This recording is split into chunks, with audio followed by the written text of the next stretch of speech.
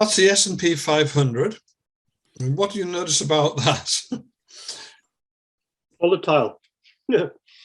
Not really, if you go back in time long enough. It's sort of not very volatile, really. Okay. But It's done its triple dip. yeah. I mean, the other thing is that we've been through our first pullback. So from the height there down to the bottom, that was a fall of 14.55%. Right. And that is from January to, that's April, that's March, so that's January. Yeah, January. So it was the beginning of January to the end of February. And then it had another little dip down. And if we take the fall, that's where it is now, that is 6%. 6%.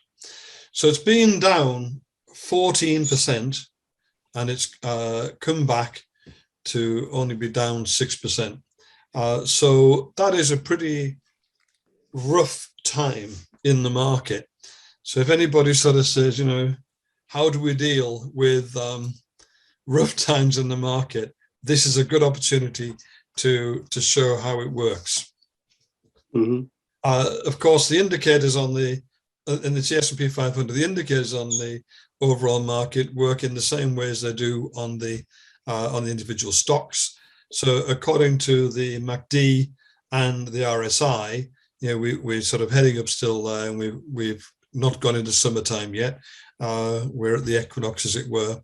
Bit of a mixed pattern on the stochastics. Some of those are over the top and some are not, but overall, no problem. So it might even dip back down a bit yet and then continue up, but it's certainly not going to worry us too much. Any questions on the overall market? Right. Was it quite unusual last week? I heard something, Jeff, them talking about there was lots of, the market was rising last week because people were trying to cover their short positions on expiries and stuff like that, which might have contributed to last week's rise, because it was the biggest rise in a week for a long time, wasn't it? Yeah, you tend to see that on individual stocks, which out of the S&P 500 don't have that much of an effect. There wasn't that many of them.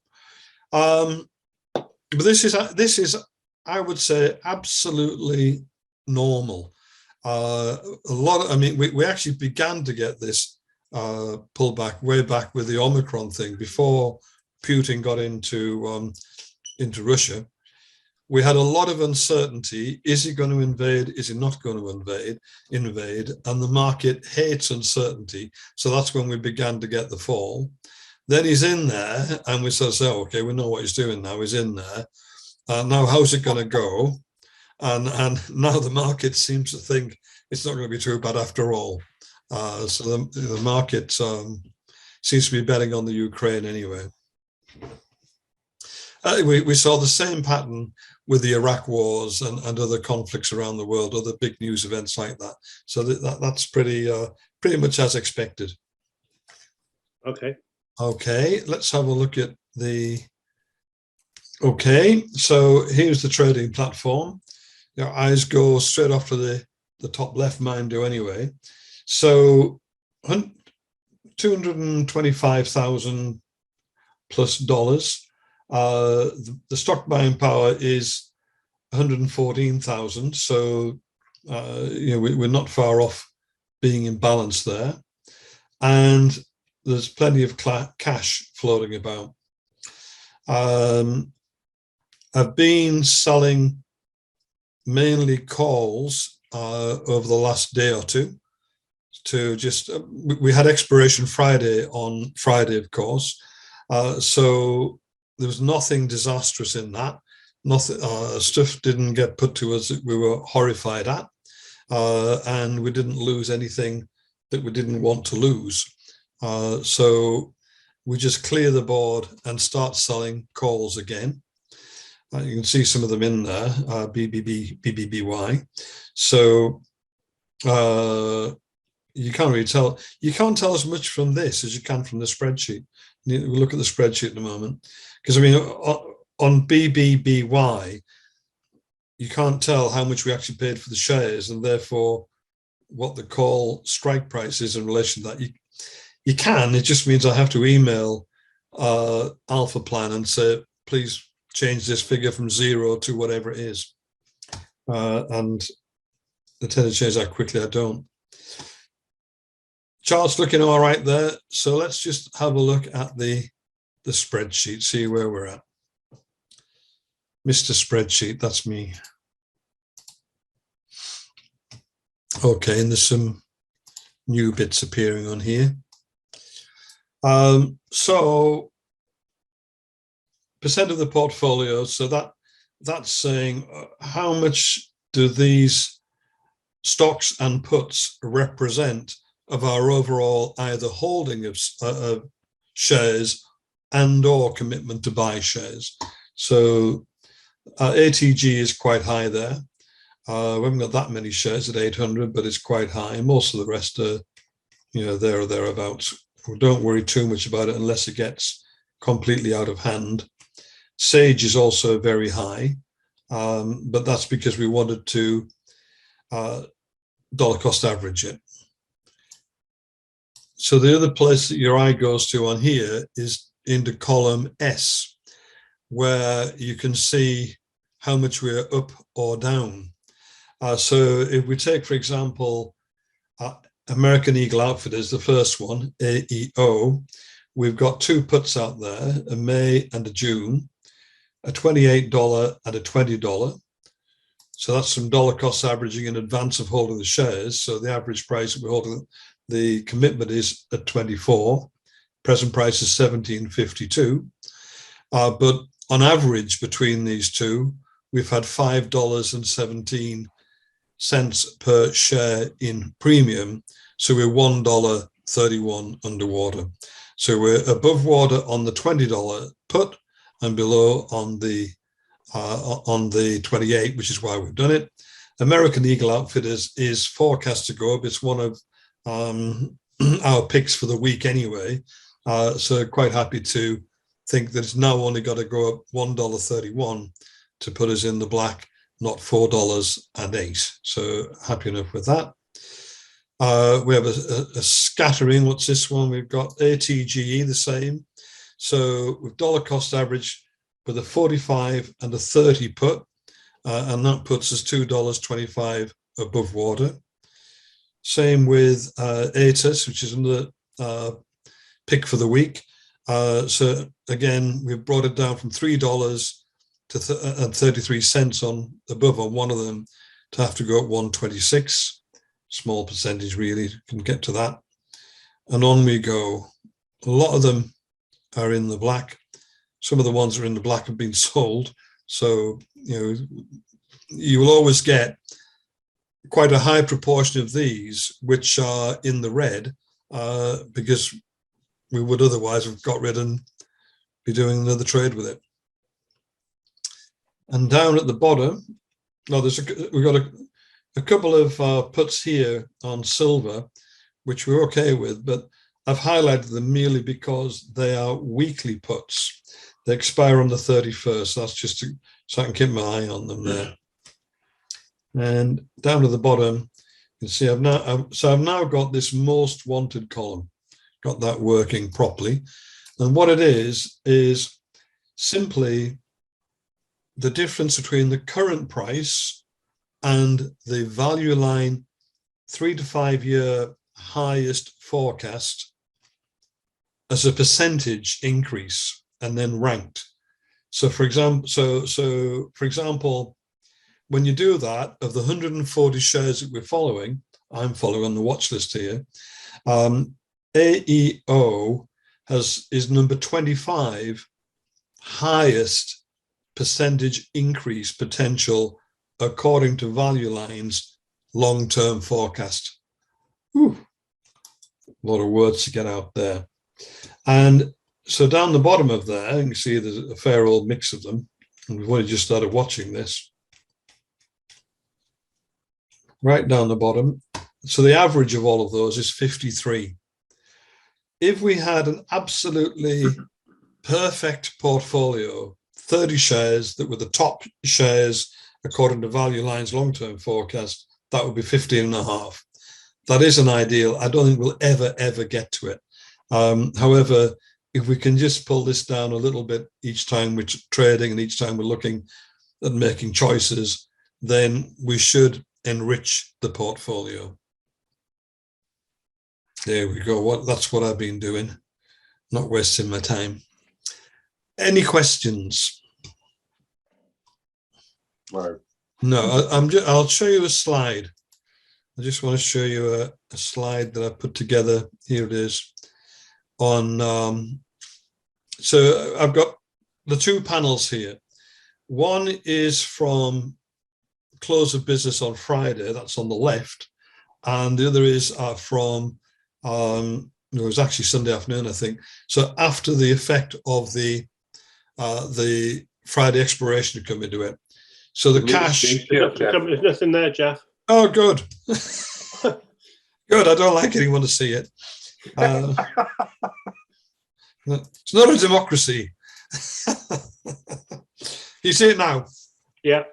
Yeah. So two panels, pre-expiration, post-expiration. So this is not the panel as of today. That'll be slightly different again. This is just before and after expiration. So at that point, before going in, we had 8,500 shares.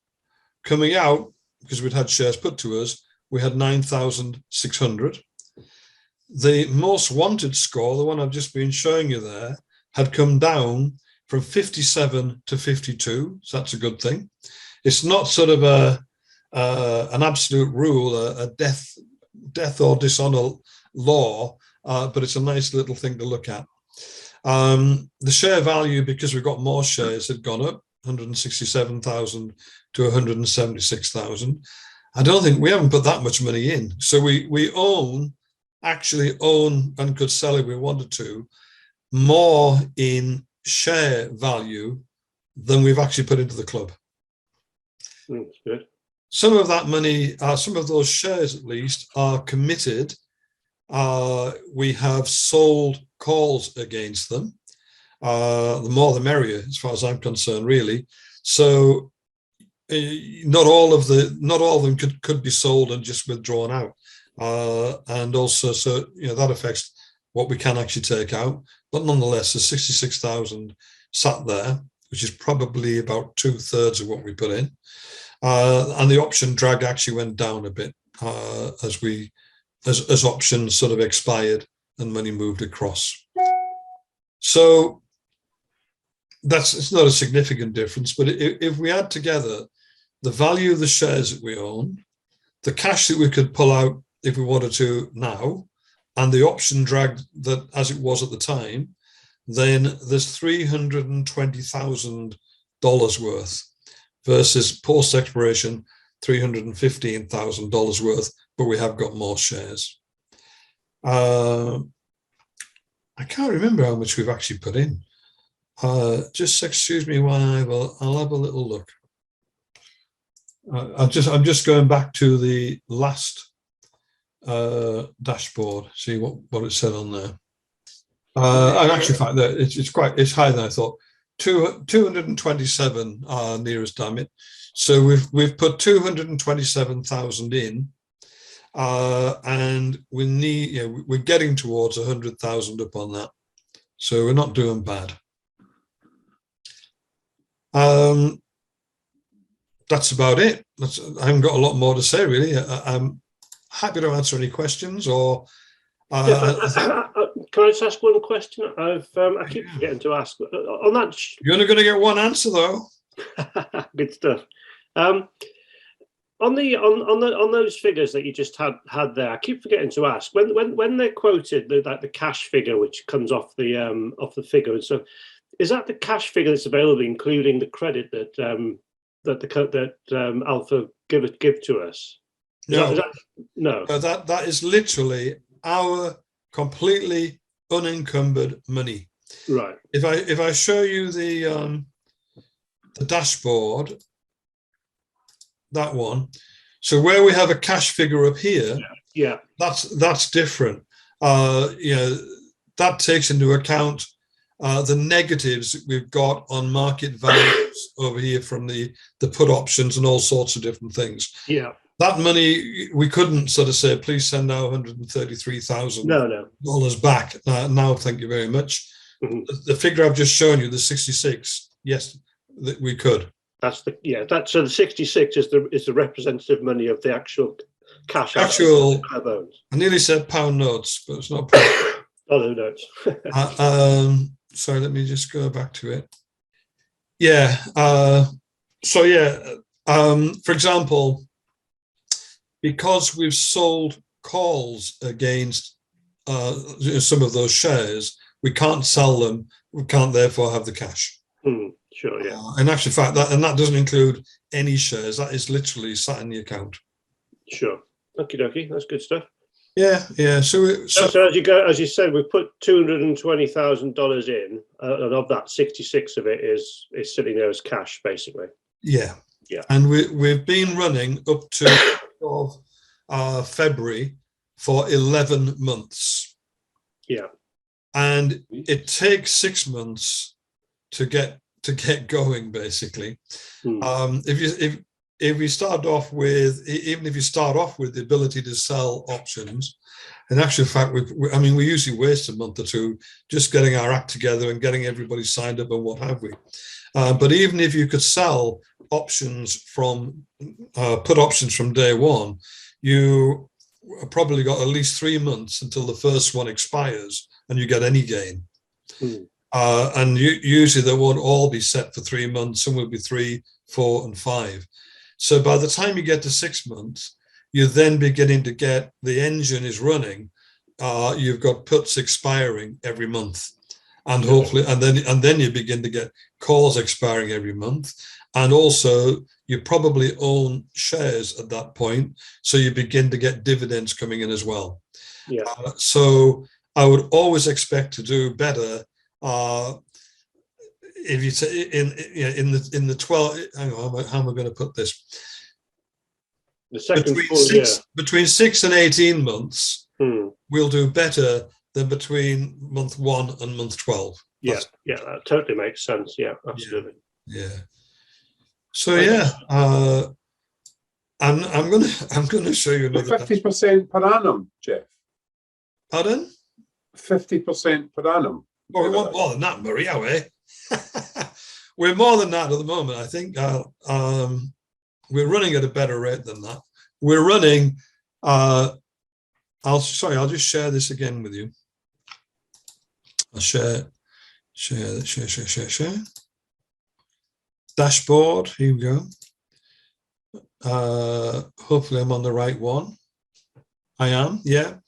So in the 11 months, even if you assumed that every penny went in on day one, we've done 66%. Right. If you look at it, which I think is more fair, and spread the money out into the months that it actually arrived in, we've done 180%. Wow. Gosh. Yeah.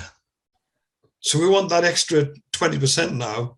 It'd be nice to get that to 200 in 12 months, wouldn't it? Well, that's it. That's the overall goal, isn't it? But at the moment, we're hitting a dip, and well, it's starting to go up the way again. So it will kind of. Yeah, remember these figures were the last day of February, so by that point we were well into the dip. Sorry, but that time we were. Includes the effect of the dip. Yeah. Yes. Yeah, absolutely. Yeah. So as we've gone up since then, our share values will have increased anyway. The ones that we already own, we will be better than this now anyway. So it's going all right. Brilliant. Spectacular. Yeah. So we just have to keep doing what we're doing. Keep it fully invested. Keep collecting the call income. Keep selling the puts. We tend to have drawn our horns in a bit in terms of back in December, I started to sell puts that were not so far away from the current price in terms of strike prices, and potentially a little bit further out in time, have given our puts an easier life. What else? Calls. At that point, we'd only collected 3% in call income. We're now selling calls far more vigorously than we were. So, yeah, I think we'll do better on the calls as well. What is that down to, Jeff? What's what down? It's down to, if you like, a realization or a slight change in policy. Right. What I'd been doing previously was saying, well, I don't want to sell a call that gets stock taken off us at a price that I don't want to take it off us at. Right. So in other words, if we'd bought a share for $40, I didn't want to sell a $35 strike price call and risk losing it at $35. Right. Even though we'd got the premiums for selling the put to get it, I didn't want to do that. Now I have changed it slightly. I'll take lower premiums and a little bit further out. Turn them faster. Yeah. So we're just selling more of them. I'll go back and share the spreadsheet, and we'll have a look at them. I've been doing some of these today. Okay. Yeah. So basically, you're saying, Jeff, that if it gets taken off as well, fair dues, we just put the money back into something that's There's two things on it. One is that I found out about a month ago that if we want to buy calls back and sell another call for a later period, so roll it forward like we do with puts, we can, so we can get out of it. And also I found that quite often there's money available at strike prices that's highly unlikely to get called out. So let's have a look at a couple here that we've done. So on the first one, ALKS, I found if I went forward to May, I could sell a $29 strike price, and we paid $29 for the stock anyway, so I'm happy to do that. Got 70 cents for it, and that would mean that we would keep $5.20 that we got the premium for selling the put, plus the 70 cents, and we may well retain the stock as well. So there's no loss in that whatsoever. right. If we go down this one, I've gone out to August. Why is that one? Yeah, BBBY. This was very different. The price of this stock shot up ridiculously a couple of weeks ago. So while it was up there, I thought, oh, I might as well sell a call on it. So in actual fact, we paid $20.75 on average for those shares. Current price is $22.50, but I managed to sell a $30 strike price call for $1.64. So you made, Jesus. Yeah.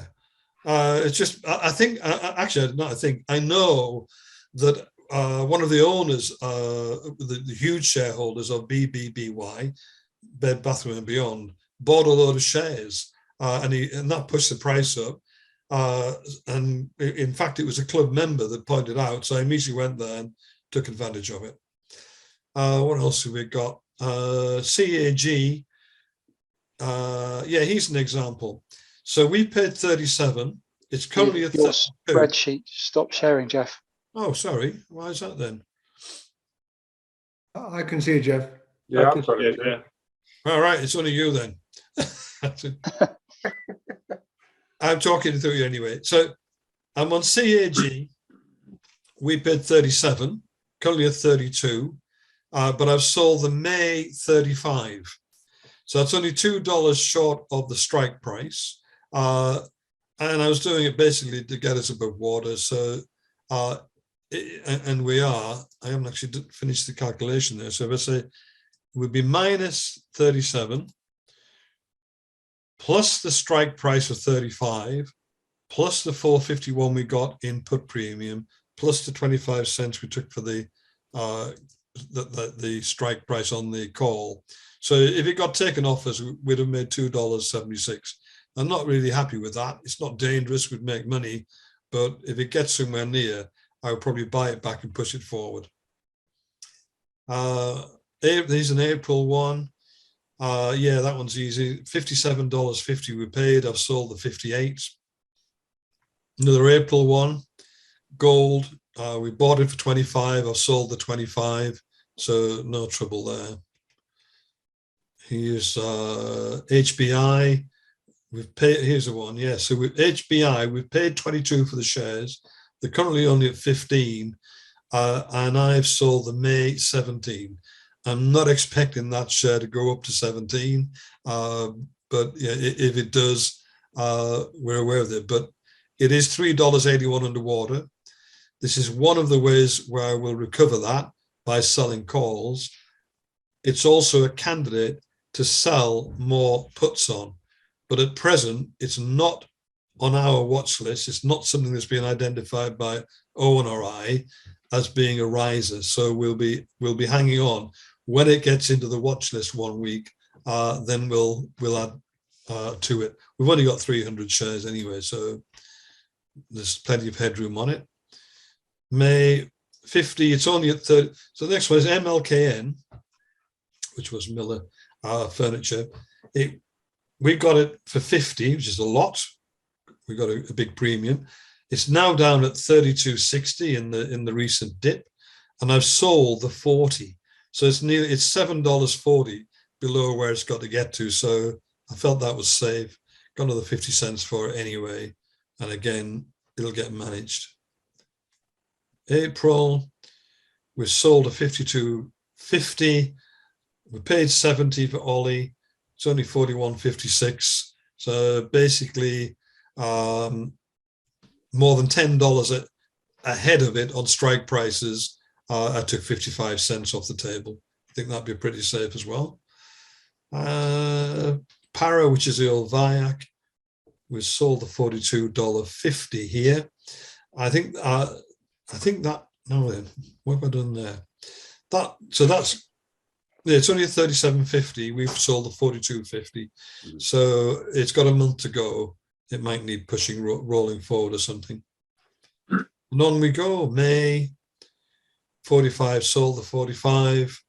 SSRM, paid 20, we sold the 21. Vale, paid 20, we sold the 22, and so on. So that was stuff that we were really just missing out on previously. There's a lid come in there, look on one of them, which is X, which is Southwest Steel. We only paid 25, it's 36 now. So that's got it rather more than we anticipated. We are $15, well, we won't be $15 up because we sold the lid. So, sorry, I'm wrong way around it. So they're going to get put to us. They won't get put to us, will they? The current price is 36, so they're not going to sell them to us for 25. So we just won't on that. We'll just keep the money, the 460. That's where we're at with that. Will I just jump in there and just yeah, yeah, we want another 20% this month, Owen. I know, I see that. All right. Just give people a quick perspective on where we're at with the overall market, as it were. So, folks, this is the S&P 500 historically going back to 1870.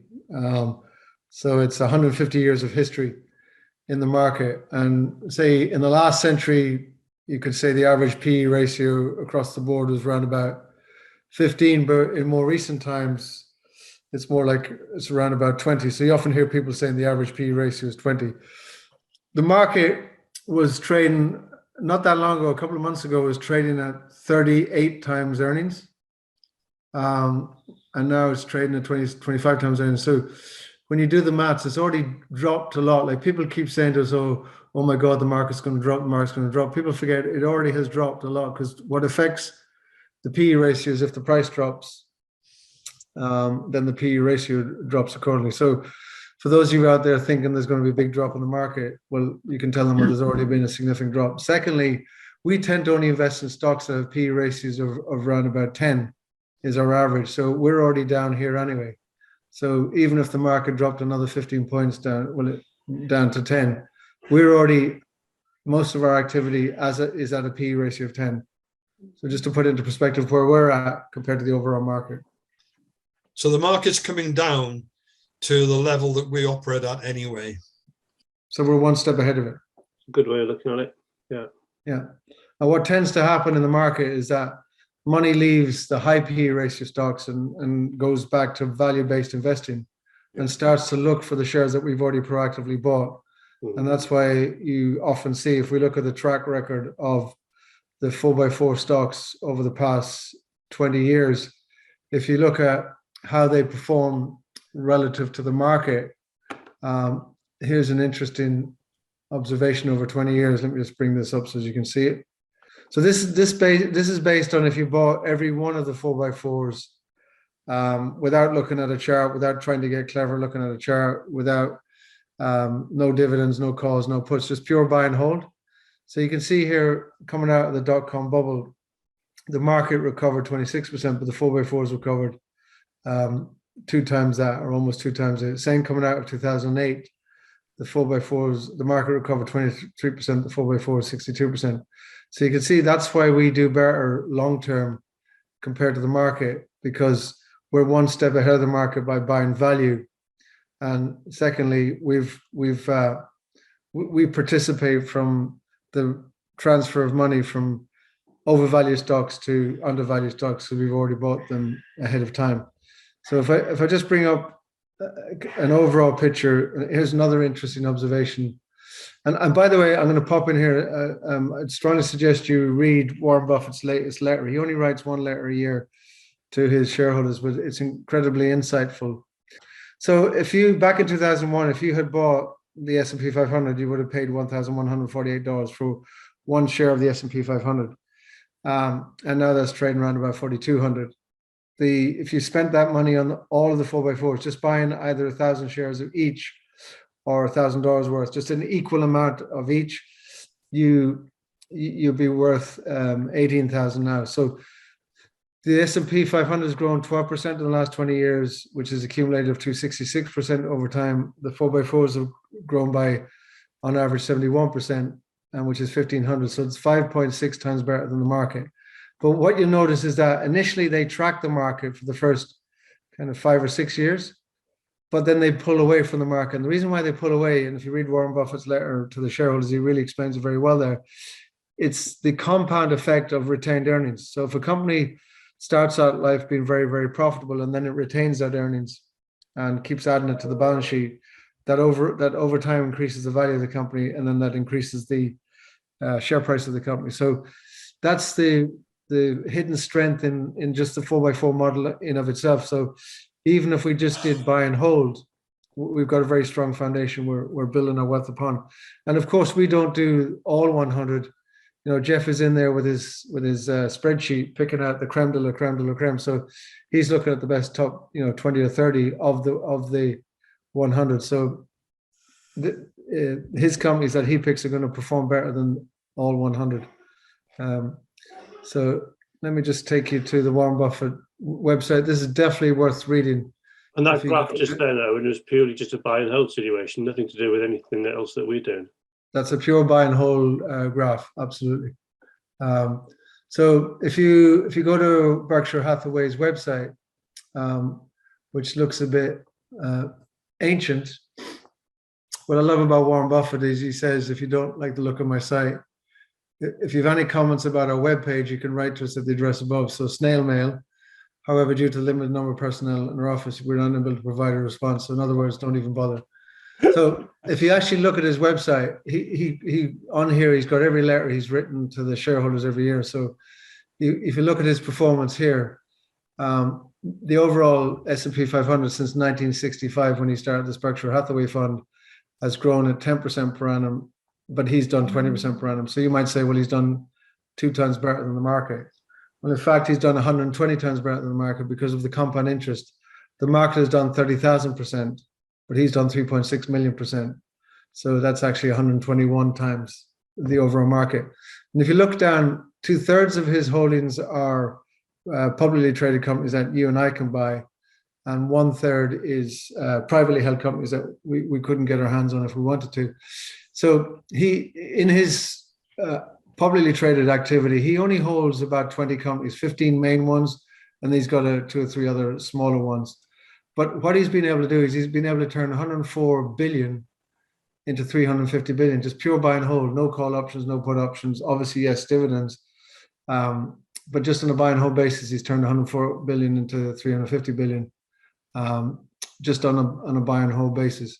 So, and he owns a few other ones. He owns 26% of Kraft Heinz, one of the ones that's on our watch list. So that's part of his others. So he only concentrates about 20 companies in the publicly traded companies, and it represents, his fund is worth about 500 billion now, and so 350 of that is equities. So it's about 2/3 publicly, 1/3 private. So yeah, it's very well worth reading. So I'll just pop that in the chat room there. Great idea. Thanks, Owen. Yeah, and we're hopefully looking forward to go and see him live next year, May 2023. So put the first Saturday of May 2023 in your diary for a trip of a lifetime to listen to his wisdom.